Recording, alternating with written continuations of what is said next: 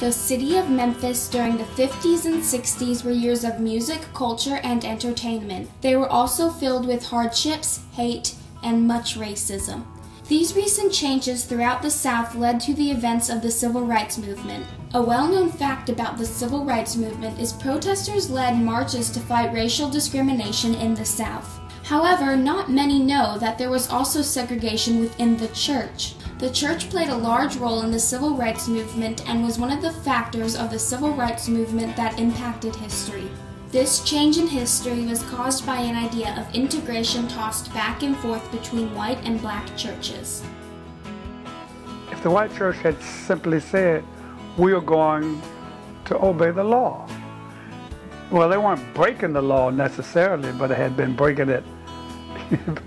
They had been breaking it when they wouldn't let blacks worship with them. And we never could reconcile that. How do you not allow people to come to church?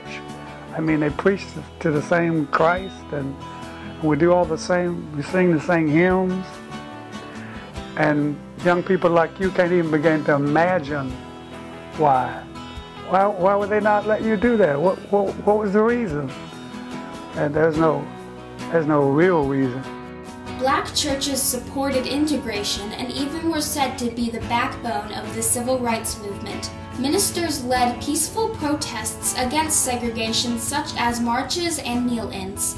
White churches thought differently. White churches said they supported diversity because of the biblical beliefs. However, this was not clear because many white churches turned away blacks or whites accompanied by blacks. Many white churches did not have useful information to support their beliefs of segregation. In fact, some white churches used analogies referring to animals. The following quote is an example of this: "Bluebirds never mate with redbirds."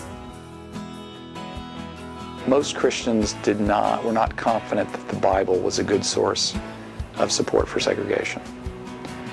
And so they came up with arguments like that were sort of quasi-natural arguments.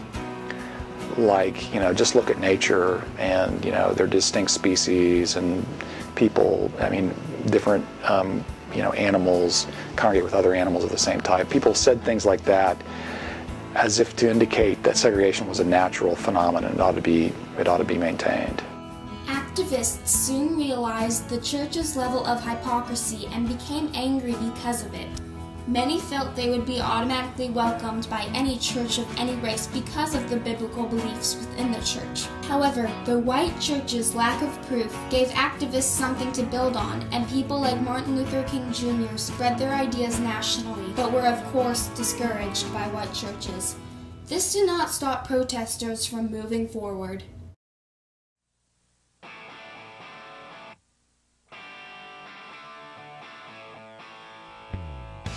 One way protesters fought off segregated churches was through their own church.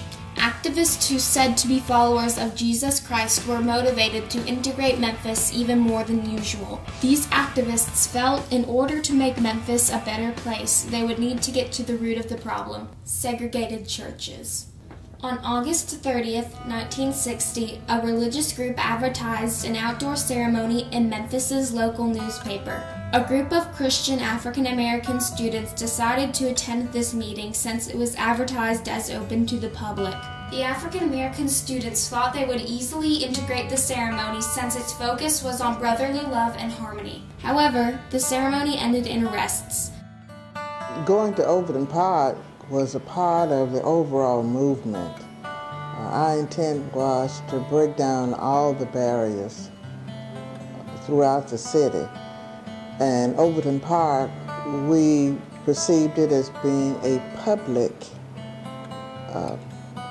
institution, a public place, and that the same taxes that I paid on coats and bread or other items, that was the source of funding for Overton Park Share. So since I was helping to pay for it, why couldn't I come?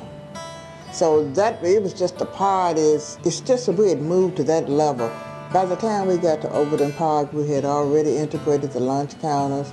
We had integrated the fairgrounds, the zoo, and the restaurants. So it was just part of the public facilities aspect that led us to Overton Park. Some of the African American students were charged with disrupting a religious ceremony, even though the civil rights students had only quietly spread out among the crowd to listen to the sermon. Because it was a church event, and it was a youth event, and we were all young people, we thought we'd be welcomed. A popular form of protest against segregated churches was called kneel-ins.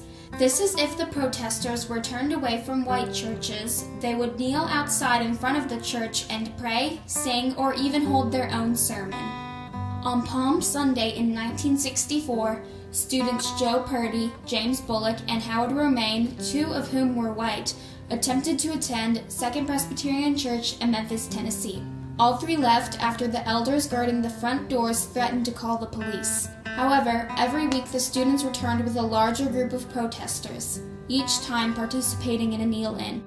I think in 1964, when it was a combination of white students and black students, I think the white students got involved in the movement at Second Presbyterian Church because this was a Presbyterian college, and most of the students were more liberal and progressive in their views than were the faculty or the administration or the members of Second Pres, and it was a way for them to sort of push the issue and really make the church demonstrate where it stood on what they regarded as this important issue. A lot of these white kids were church kids who had grown up in Presbyterian homes and gone to Presbyterian camps, but they really thought that the church needed to be on the right side of this issue, and they thought that it wasn't, and they wanted to make that clear.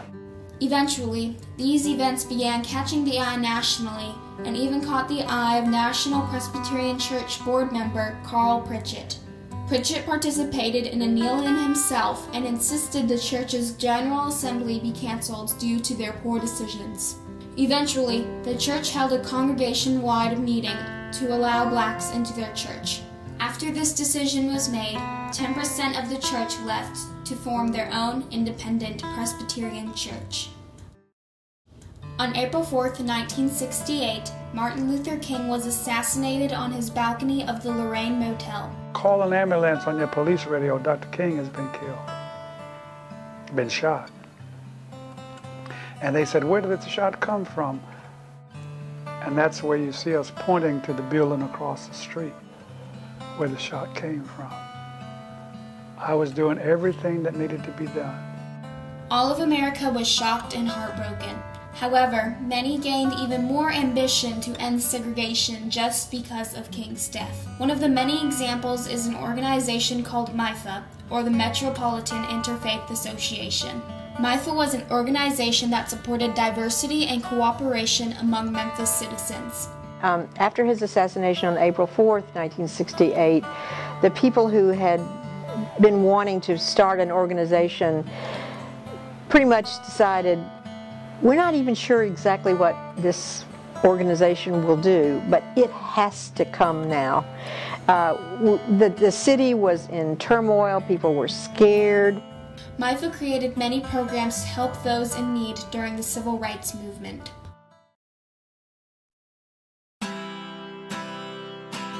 On April 11, 1968, the debate officially ended when President Johnson issued the Civil Rights Act, which banned all racial segregation within the United States, making all churches legally integrated. This turned the entire country around in a new direction in a diplomatic sense. The entire nation realized the importance of racial equality, and activists were satisfied with the outcome of their efforts, even though some say the most segregated hour in America is still 11 o'clock on a Sunday morning. The results of the movement and slavery will be with us at least another 100 years, at least. But you guys will work it out. You will.